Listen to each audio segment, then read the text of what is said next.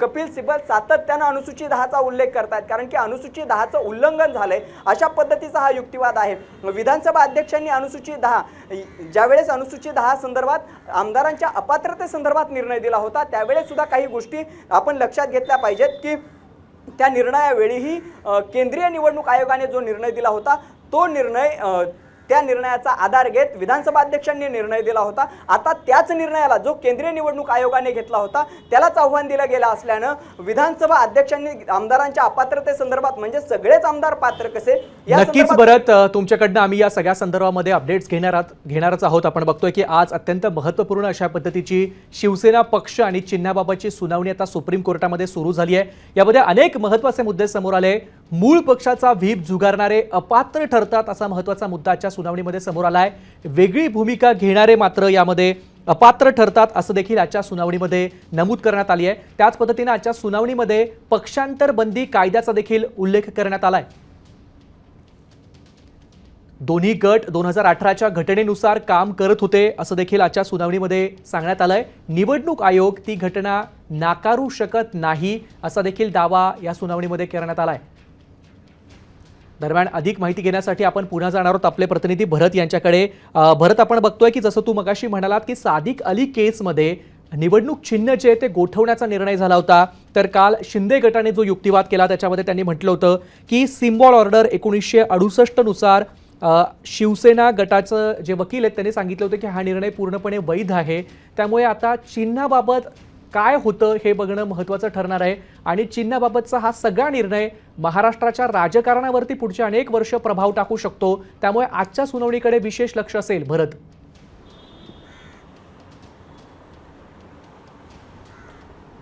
सुमित, आपण जर पाहिलं तर कपिल सिब्बल यांनी अत्यंत महत्त्वाचा असा युक्तिवाद सुरुवातीलाच केल्याचं आपल्याला पाहायला मिळतंय। 1999ची जी घटना होती ती मूळ घटना नव्हती आणि त्यात अनेक सुधारणा करण्यात आल्या अशा पद्धतीचा हा युक्तिवाद या सगळ्यामध्ये करण्यात आलेला आहे। ऑगस्ट ते ऑक्टोबर 2022 दरम्यान निवडणूक आयोगासमोर प्रक्रियेत दोन्ही बाजूंनी पक्षाच्या संघटनात्मक रचनेतील समर्थनाबाबत प्रतिज्ञापत्र दाखल केली होती। त्याबरोबरच राष्ट्रीय कार्यकारिणीत उद्धव ठाकरे यांच्या बाजूने 160 सदस्यांचं समर्थन होतं, तर दुसऱ्या बाजूला 0 समर्थन होतं। अशा परिस्थितीमध्ये 2018ची जी काही पक्षघटना आहे ती बाजूला ठेवणं त्यांच्या सोयीसाठी होतं। एकनाथ शिंदे यांना याच जी काही सोय आहे याचाच फायदा करून देण्याचा जो युक्तिवाद आहे तो कपिल सिब्बल यांच्याकडून करण्यात आलाय असा आरोप आता कपिल सिब्बल यांच्याकडून करण्यात आलाय। आणखी एक महत्त्वाची गोष्ट या सगळ्यामध्ये आहे, जेव्हा दोन्ही गट 2018च्या पक्षघटनेनुसार काम करत असल्याचं मान्य करत होते तेव्हा निवडणूक आयोग ती घटना कशी नाकारू शकते असा अत्यंत महत्त्वाचा असा सवाल कालच्या सुनावणीमध्ये केला होता।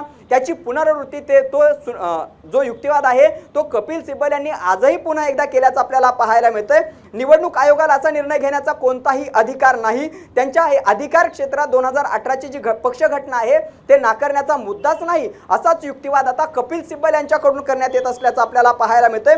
दिल्ली उच्च न्यायालयाचा जो काही निर्णय आहे त्यानुसार निवडणूक आयोगाला असा न्यायनिवाडा करण्याचा अधिकार आहे। स्वतःकडे नसलेले अधिकार गृहीत धरून यावर निर्णय देणं हे अत्यंत अन्यायकारक आहे। जेव्हा संस्था लोकांचा विश्वास गमावतात तेव्हा असं घडतं अशी उद्विग्नता ही कपिल सिब्बल यांनी आपल्या युक्तिवादादरम्यान केल्याचं आपल्याला पाहायला मिळतंय।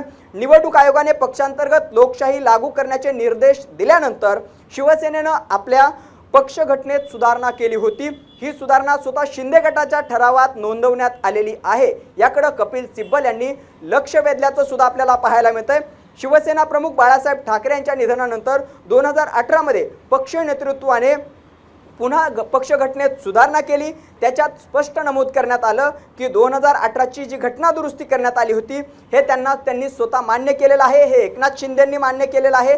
त्यांनी 2018च्या पक्ष घटनेचे अस्तित्व पूर्णपणे स्वीकारलेलं होतं असा अत्यंत तगडा युक्तिवाद आहे तो कपिल सिब्बल यांच्याकडून सुप्रीम कोर्टामध्ये करण्यात येतोय। सातत्यानं 2018ची जी पक्ष घटनाची दुरुस्ती आहे त्या सगळ्या संदर्भात कपिल सिब्बल हे जोरदारपणे मुद्दे मांडत असल्याचं आपल्याला पाहायला मिळतंय। खरं तर ज्या पद्धतीने कपिल सिब्बल मुद्दे मांडतायत अत्यंत भावनिक, घटनात्मक आणि कागदोपत्री पुराव्यांसह हे सगळे मुद्दे जे मांडले जात आहेत त्यामुळे ही केस आणखीच ताकदवान ठाकरेंच्या बाजूने आणखी ताकदवान बनत असल्याचं एकंदरीत चित्र सध्या पाहायला मिळतंय। त्यामुळे या सगळ्या केसमध्ये जे काही कपिल सिब्बल यांच्याकडून युक्तिवाद केला जातोय, कारण की 2013 मध्ये उद्धव ठाकरेंनी पक्षप्रमुख म्हणून बाळासाहेब ठाकरे यांच्या निधनानंतर जबाबदारी स्वीकारली होती। त्यानंतर एकनाथ शिंदे यांनी 2 निवडणुका लढल्या। या दोनही निवडणुकांच्या वेळी पक्षप्रमुख म्हणून उद्धव ठाकरे यांच्या सहीनेच एबी फॉर्म देण्यात आलेला होता आणि त्यानंतरही जर एकनाथ शिंदे उद्धव ठाकरेंना नेता मानत होते, 2018 मध्ये जी पक्ष घटनातली सुधारणा करण्यात आली त्यावेळेस सुद्धा एकनाथ शिंदे हे उद्धव ठाकरेंना नेता मानत होते। एकनाथ शिंदेंची नियुक्ती हीच उद्धव ठाकरेंनी केलेली होती। मुख्य प्रतोद म्हणून सुनील प्रभूंची नियुक्ती जर उद्धव ठाकरेंनी केली होती तर याला एकनाथ शिंदे आव्हान कसं देऊ शकतात असा मुद्दा उपस्थित करण्यात येतोय।